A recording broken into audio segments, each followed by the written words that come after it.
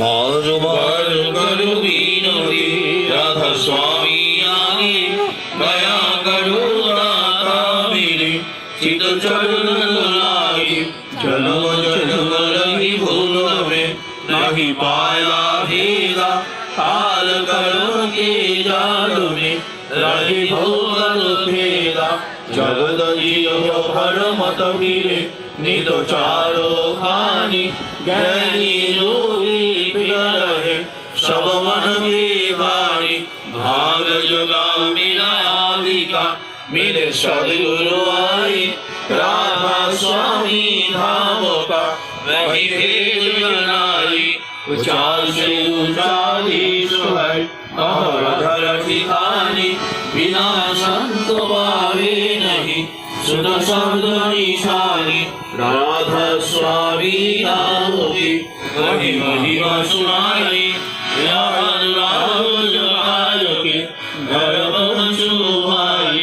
साधु संग कर सारस मैंने प्रिया भाई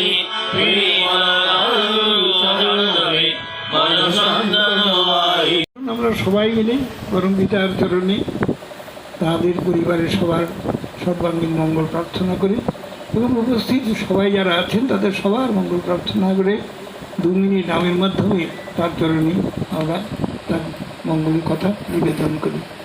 নামে সময় হলো।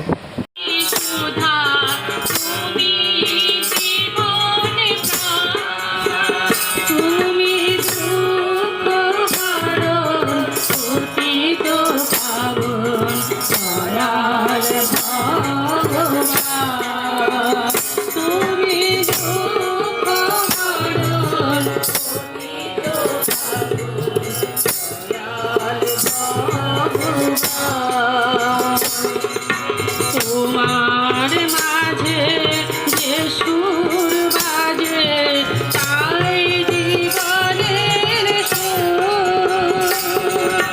তোমার মাঝে যে সুর বাজে তাই জীবনের সুর। তোমার পরশ জগৎ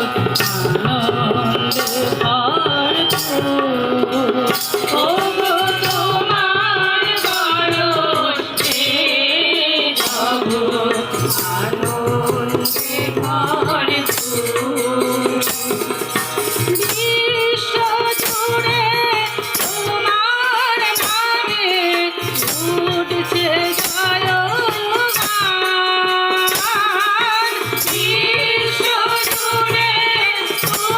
অন্ধকার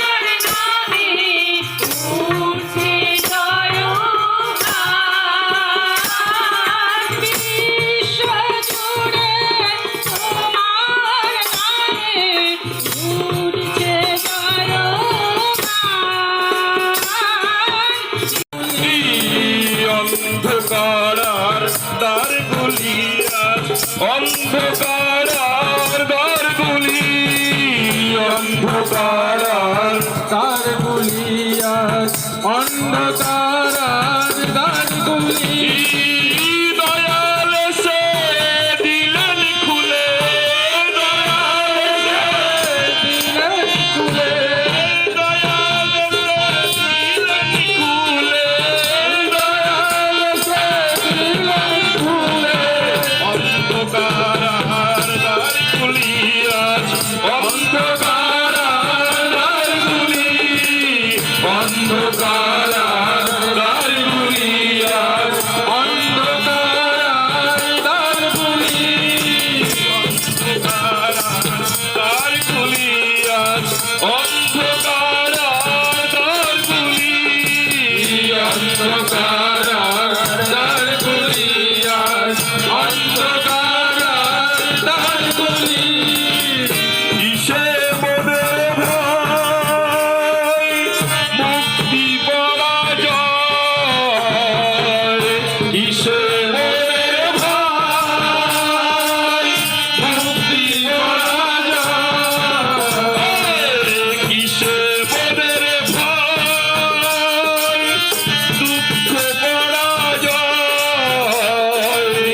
কিসের মনের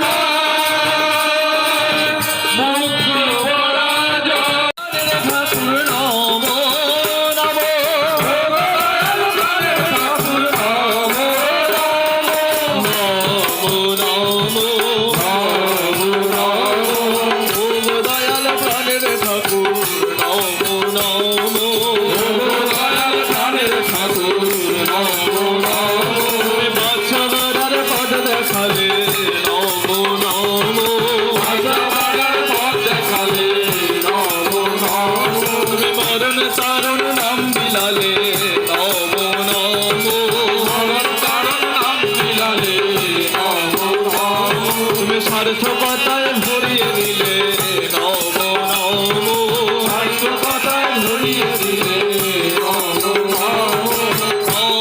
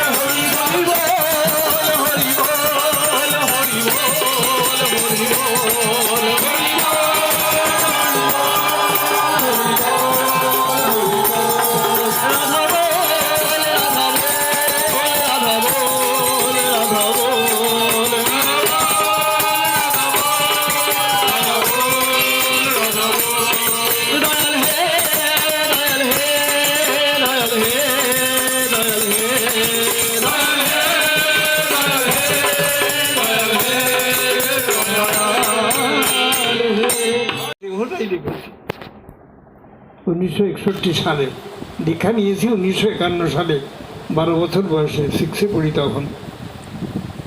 ঠাকুরকে দেখে কি বুঝেছি, তখন এই খালি গায়ে বসে থাকা মানুষটা দেখে ভগবান বলে বিশ্বাস হয়নি, গুরু বলেও মানতে পারিনি।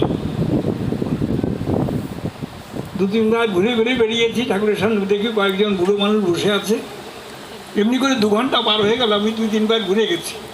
হঠাৎ করে আমার মনে হলো, এই বুড়ো মানুষগুলো 2 ঘন্টা ধরে বসে আছে, আর আমি এমনই বেকুব, আমি বারে বারে ঘুরে বেড়াচ্ছি, সামনে একটু দাঁড়াতে পারছি না। কেন বসে আছে লোকগুলো, কি কারণ?